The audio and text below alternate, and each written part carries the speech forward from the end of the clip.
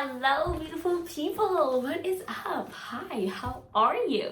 Of course, it's been cloudy all day, and the second I sit down to film, the sun comes out. So, hopefully, this lighting isn't that terrible. But hi, how are you guys? I feel like I haven't sat down to film a video in forever because the last video that I posted with the marinara recipe, I had that pre-recorded already. It just took me like forever to edit it.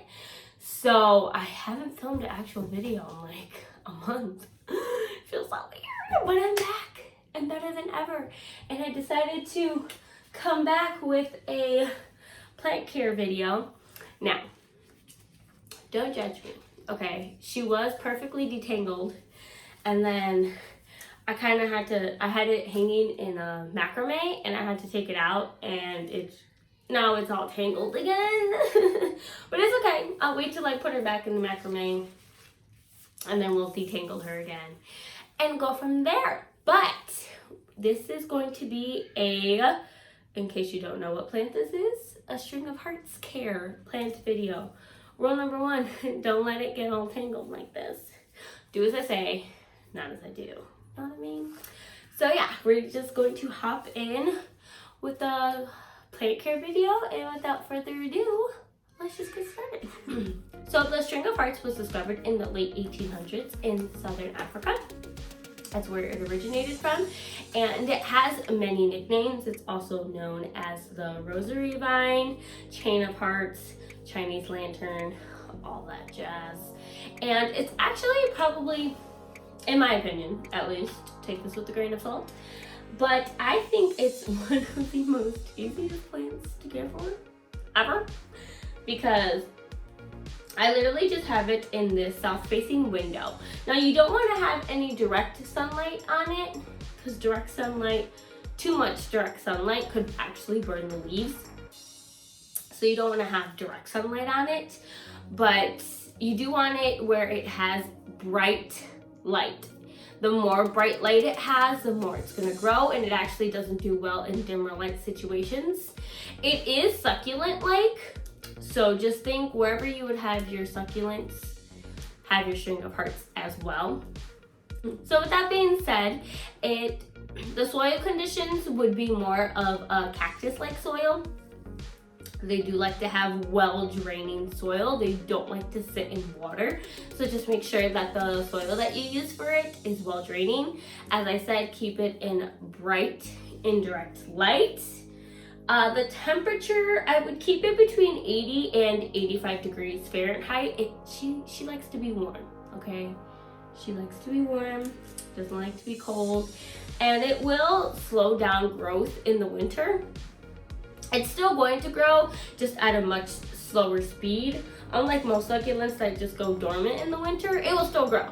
It's just gonna reduce itself to a much slower speed instead. So for watering, as I stated, this plant has a succulent-like nature, so it doesn't like to be watered often. I would water it 1 to 2 times a week during the summertime, and in the winter, I cut it back to once every 3 weeks. Maybe 2 to 3 weeks, sometimes even 4, depending on it. I do tend to keep it pretty humid in here because of my giant humidifier that I have.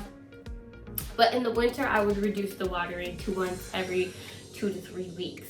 Basically, just make sure that the soil is completely dried out before you add any kind of water to it, because root rot is the most common disease when it comes to this plant. So it does have pretty shallow roots, and it doesn't like to sit in water. So water it thoroughly, let any extra water drain out, and then water it very infrequently, and it'll be happy. So for humidity, it does love the humidity. It would prefer humidity around 40 to 50%. That's about what I have it back here most of the time for all of my plants. It's around 50-55% humidity. But it can tolerate drier conditions. However, it's just going to grow slower. It's not going to thrive as much as it would in a more humid condition. So for fertilizer, it doesn't need a lot of fertilizer in my opinion, because as I stated, they tend to grow very quickly. I've had this for about I think it's a year, and she's already grown this much. Like, it was about like maybe like 2 or 3 strands and like this height when I got it, and like just it got pretty long in a year. So it does grow pretty easily, so I wouldn't worry about having to fertilize it. I would even dilute the fertilizer if you do plan on using it. Just make sure it stays diluted and it's not going to be too strong because it can kill the plant. So so fertilizer, I would do it between May and August when it's the most active growing season, and then other months of the year I wouldn't use it at all. Just let it do its thing. So for propagation, I'll just show you on this since it's so long. So for propagation, for water propagation, which is how I usually propagate my plants, I don't usually propagate them in ways that aren't with water. I haven't really experimented with that yet, so I'm not comfortable with it. I'm just comfortable with water propagation. So for water propagation, you're going to take the vine that you want and you're just going to take it out. And then whatever glass you have, here, just pretend this glass is full of water. So you're just gonna take off the bottom leaves that would be submerged in the water, because you don't want anything submerged in the water. And you just put it in water, stick it in there, and just have it out like that. Super simple, super easy, nothing crazy. And then it takes 2 to 3 weeks for them to develop roots. And I would keep them in a warmer area, but still have enough light in order for it to get those roots that it needs. So another way to propagate it, but not a way that I'm familiar with it, is you could take the tubers. So basically the string of hearts gets these little tubers. I'm trying to find one right now. That's big enough. Okay, here we go. So the tuber method would be, you could take it right here, this would be a tuber. You could also just take this, so you would snip it right underneath and just stick that tuber straight into soil.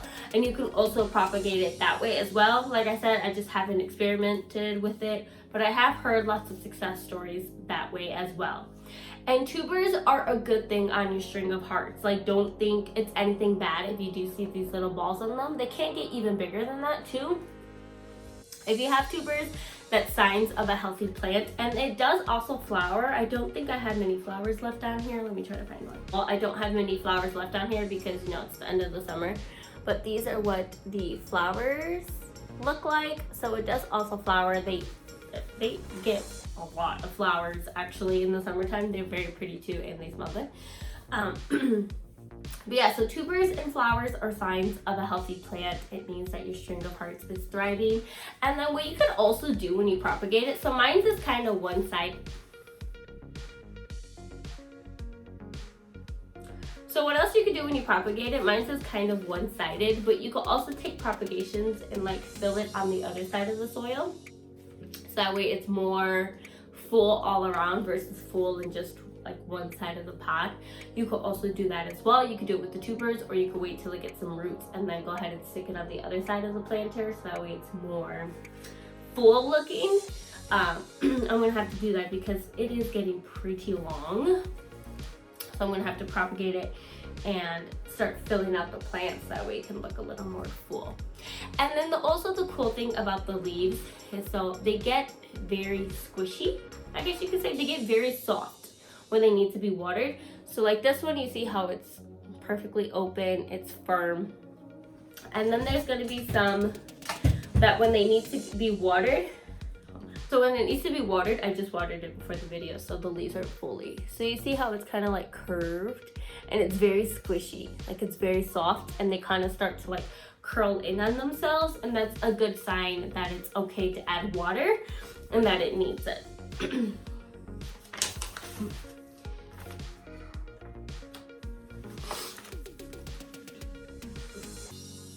But other than that, I don't think I have anything else to say. Like I said, the string of hearts is such an easy plant to care for. I love it. It's beautiful. And they actually have variegated versions.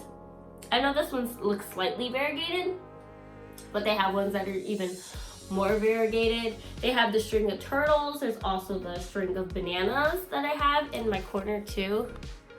She's right over there. She's super long. But yeah, they're perfect plants for beginners in my opinion. As long as you have a very bright area for it to thrive in, I think it's perfect for beginners. It doesn't have a lot of needs. It's not finicky at all, in my opinion at least. I don't know if other people have had problems with their string of hearts, but mine, she's been pretty chill.